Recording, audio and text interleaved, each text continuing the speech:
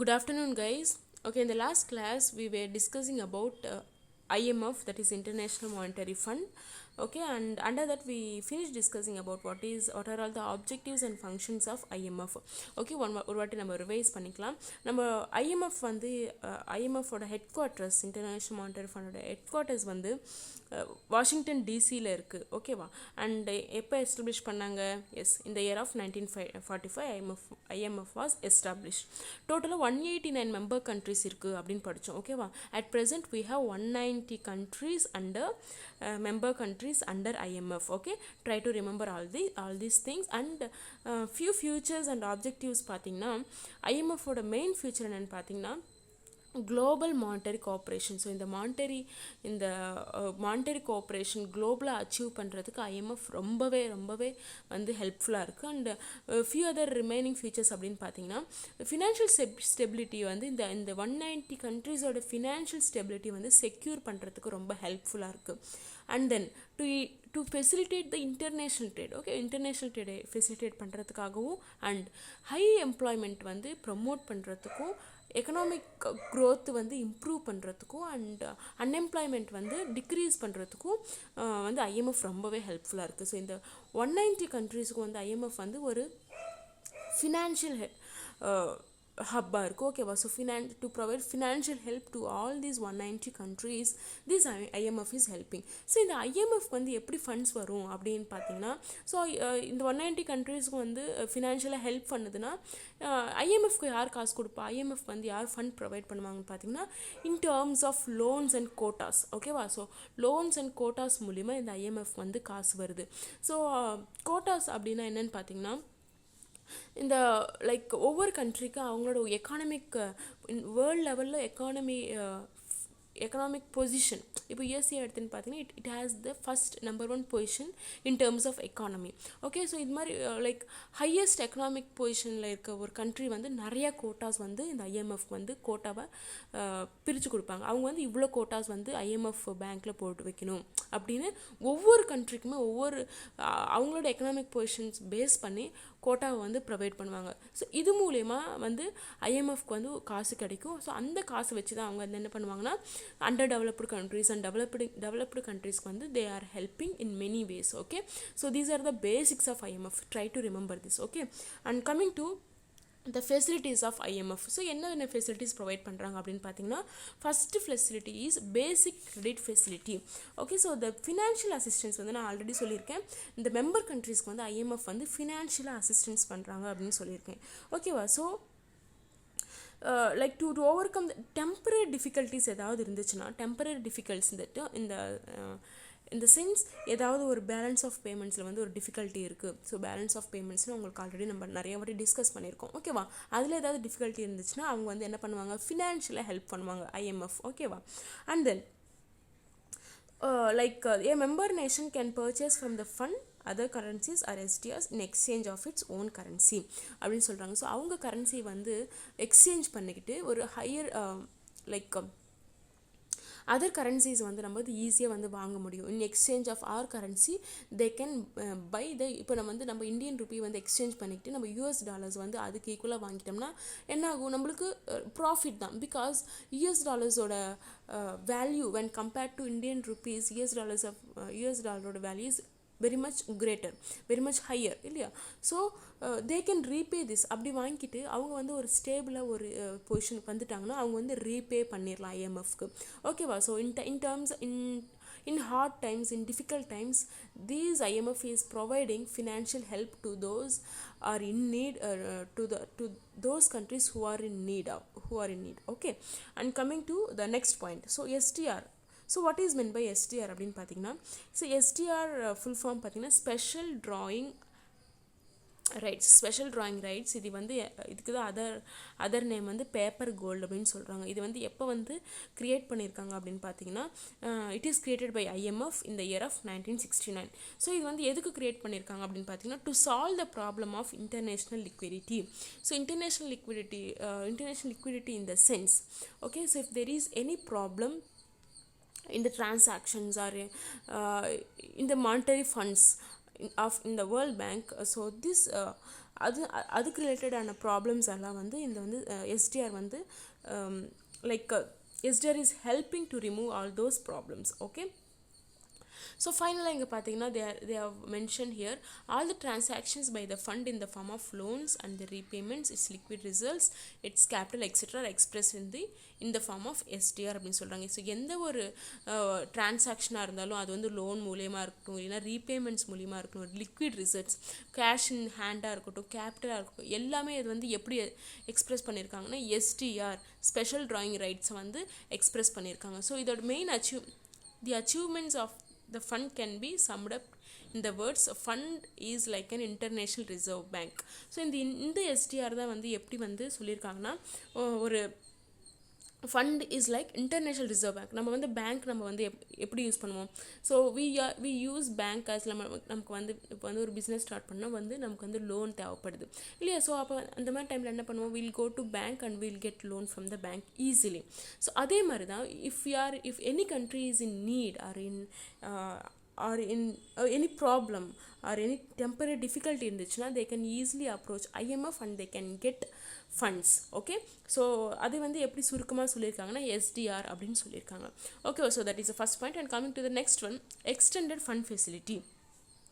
Okay, யூஸ்வலாக நீங்கள் வந்து இந்த பேசிக் கிரெடிட் ஃபெசிலிட்டி வந்து என்னென்னு பார்த்தீங்கன்னா யூஸ்வலாக ஒவ்வொரு இந்த 190 கண்ட்ரிஸும் வந்து அவங்களுக்கு வந்து ஒவ்வொரு வந்து பர்சன்டேஜ் கோட்டா வந்து ஒதுக்கி வச்சுருப்பாங்க. யூஸ்வலாக வந்து 25% ஆஃப் கோட்டா வந்து ஒவ்வொரு கண்ட்ரிக்கும் ஒதுக்கி வச்சுருப்பாங்க பேஸ்ட் அப்பான் தேர் எக்கனாமிக் பொசிஷன். ஓகே, ஸோ அந்த ஒரு வித்தின் த 25% வந்து எல்லா கண்ட்ரிஸும் வந்து அன்லிமிட்டடாக வந்து அவங்க வந்து like they can get money or they can get funds unlimited within that 25%. ஓகேவா? ஆனால் இந்த எக்ஸ்டெண்டட் ஃபண்ட் ஃபெசிலிட்டி என்ன ஆகும் அப்படின்னு பார்த்தீங்கன்னா it is extended up to 140%. ஓகேவா? 140% வரைக்கும் எக்ஸ்டெண்ட் பண்ணியிருக்காங்க இந்த என்னது பேசிக் கிரெடிட் ஃபெசிலிட்டியை. So the extend facility is limited for a period up to 3 years. Okay, இந்த ஃபண்ட் ஃபெசிலிட்டிக்கு வந்து எத்தனை வருஷம் வந்து எக்ஸ்டெண்ட் பண்ணியிருக்காங்க அப்படின்னு பார்த்தீங்கன்னா அப் டு 3 years வந்து எக்ஸ்டெண்ட் பண்ணியிருக்காங்க. அதோட இன்ட்ரெஸ்ட் ரேட் வந்து ரொம்பவே கம்மியாக இருக்கும். ஸோ அதுதான் extended fund facility. Okay, and coming to the next one, compensatory financing facility. So this is started in the year of 1963. IMF established compensatory financing facility, the CFF, to provide additional financial assistance to the member countries. So நார்மலாக financial assistance இல்லாமல் அடிஷ்னலாக வந்து financial assistance வந்து provide பண்ணியிருக்கு.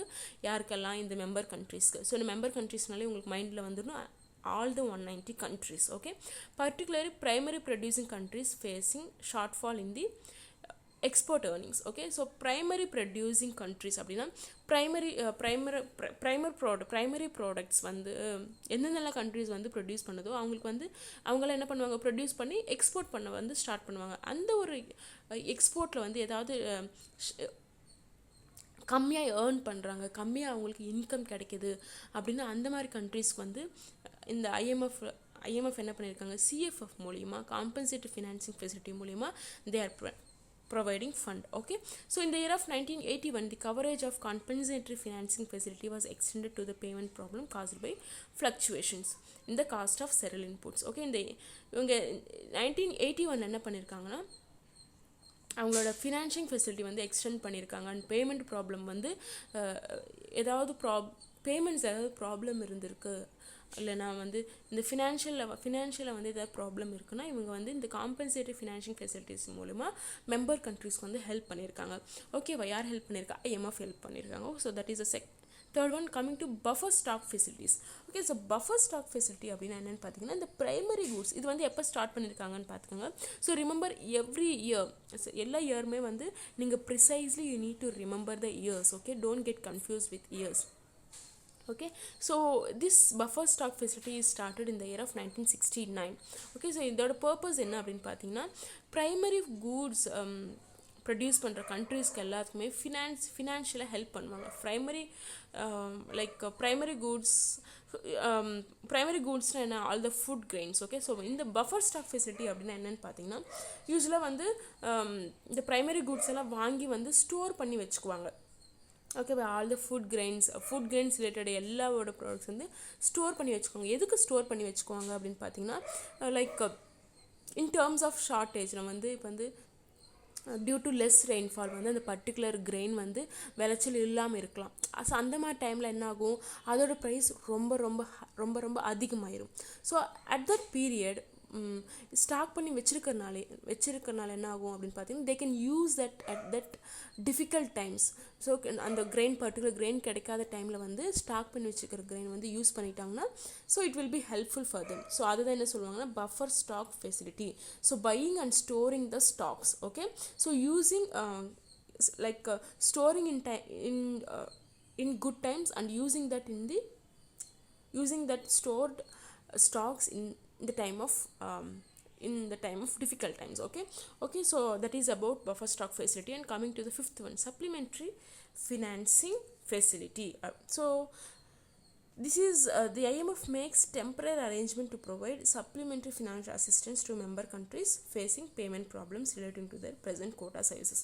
Okay, so இந்த quota size நான் already சொன்ன மாதிரி இந்த 25% எக்ஸ்டெண்ட் ஃபண்ட் ஃபெசிலிட்டி. ஸோ அவங்களுக்கு சுச்சுவேஷன் தகுந்த மாதிரி சப்ளிமெண்ட்ரி அவங்களுக்கு அந்த கோட்டா சைஸ் இன்க்ரீஸ் பண்ணிக்குவாங்க, இல்லை கம்மி பண்ணுறதுனா பண்ணிக்குவாங்க. அதுதான் என்ன சொல்லுவாங்கன்னா சப்ளிமெண்ட்ரி ஃபினான்சிங் ஃபெசிலிட்டிஸ் அப்படின்னு சொல்கிறோம். So coming to structural adjustment facilities. So structural adjustment facility அப்படின்னு பார்த்தா இங்கே வந்து உங்களுக்கு வந்து 2 ஸ்கீம் இருக்குது. அது SAF அண்ட் ESAF. ஸோ SAFனா ஸ்ட்ரக்சரல் அட்ஜஸ்ட்மெண்ட் ஃபெசிலிட்டி. அது வந்து எப்போ ஸ்டார்ட் பண்ணியிருக்காங்கன்னு பார்த்தீங்கன்னா இந்த year of 1986 March. Okay, whereas ESAF enhanced structural adjustment facility, it is started in the year of 1987. So the main purpose, இந்த 2 ஸ்கீமோட மெயின் பர்பஸ் என்ன அப்படின்னு பார்த்தீங்கன்னா, ரொம்ப like it is providing finance to the very low income countries. எந்த countries ரொம்ப low income countries இருக்கோ அவங்களுக்கு வந்து ஃபினான்ஷியலாக வந்து ஹெல்ப் பண்ணுறாங்க, அவங்களுக்கு வந்து கன்செஷனல் ரிசோர்ஸஸ் கொடுக்குறாங்க. ஸோ இவங்க வந்து இந்த 2 ஸ்கீமே ரொம்ப ஃபோர்ஸ் பண்ணுறாங்க. Like they are strongly forcing those low income countries to undertake the macro economic and structural programmes. So macro economic அப்படின்னாலே உங்களுக்கு எல்லாமே வந்துடும். மேக்ரோ எக்கனாமிக்ஸில் வந்து எல்லா ஸ்கீமு இல்லை ஸ்ட்ரக்சரல் ப்ரோக்ராம்ஸ் வந்து மாற்றுறதுக்கு இல்லை இம்ப்ரூவ் பண்ணுறதுக்கு டெவலப் பண்ணுறதுக்கு வந்து இவங்க வந்து ரொம்பவே நிறைய கைடன்ஸ் கொடுக்குறாங்க. ஓகேவா? So to improve their balance of payment positions and to promote economic growth. So இந்த BOP வந்து இம்ப்ரூவ் பண்ணுறதுக்கும் எக்கனாமிக் க்ரோத் இம்ப்ரூவ் பண்ணுறதுக்கும் especially for low income countries. Okay, so these both schemes are helping very much. Okay, so these are all about the few facilities of IMF. And coming to few achievements of IMF, so the first achievement made by the IMF is monetary reserve fund. Okay, so this monetary reserve fund is used to meet the foreign exchange requirements. So like IMF is using its stock to help the member of nations to meet the foreign exchange requirements. Okay, so இந்த IMF வந்து மெயினாக வந்து இந்த 190 கண்ட்ரீஸ்க்கு financial help பண்ணுதுன்னு உங்களுக்கு already தெரியும் இல்லையா? So இந்த ஃபாரின் எக்ஸ்சேஞ்ச் ரிக்வயர்மெண்ட்ஸ்க்கும் like foreign exchange requirements means like there will be a standard requirement in terms of money இல்லையா? ஸோ அதை வந்து மீட் பண்ணுறதுக்கு இந்த IMF வந்து ரொம்பவே ஹெல்ப்ஃபுல்லாக இருந்திருக்கு அப்படின்னு சொல்கிறாங்க. And coming to monetary discipline and cooperation. So IMF have shown keen interest in maintaining monetary discipline and cooperation among the member countries. So to achieve this objective, it has provided assistance only to those countries which make sincere efforts to solve their problems.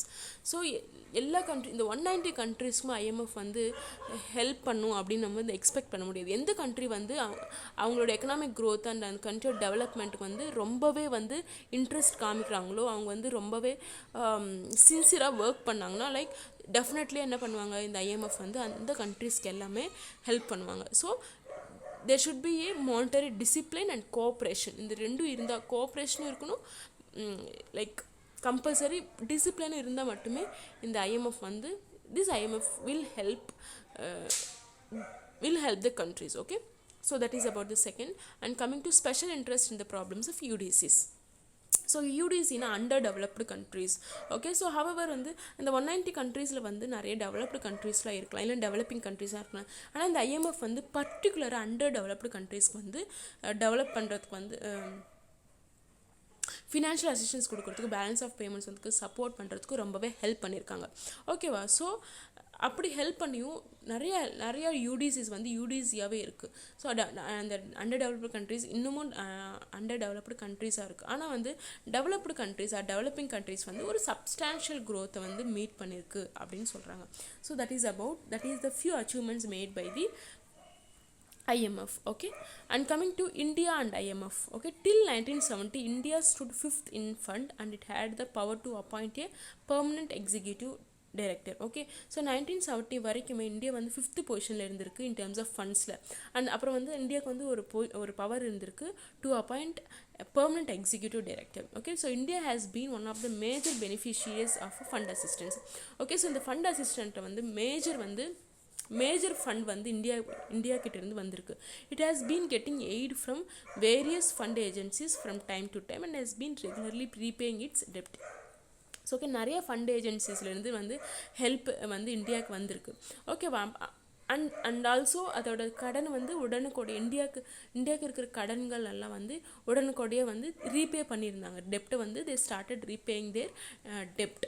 Okay, and coming to India's current quota in IMF is 5, like you can see 5,821.5 million. Okay, so this is the SDR quota, making its 13th largest quota holding country in IMF with a shareholding of 2.44%. So India is the 13th largest quota holding country. நான் சொன்னேன் இல்லையா, ஒவ்வொரு கண்ட்ரிக்கும் ஒவ்வொரு quota வந்து assign பண்ணியிருப்பாங்க based on their economic position. So India வந்து எத்தனை பொசிஷனில் இருக்குது? 13th பொசிஷனில் இருக்குது. ஓகேவா? So besides receiving loans to meet the deficit in its balance of payments, India has benefited in certain other respects from membership of fund.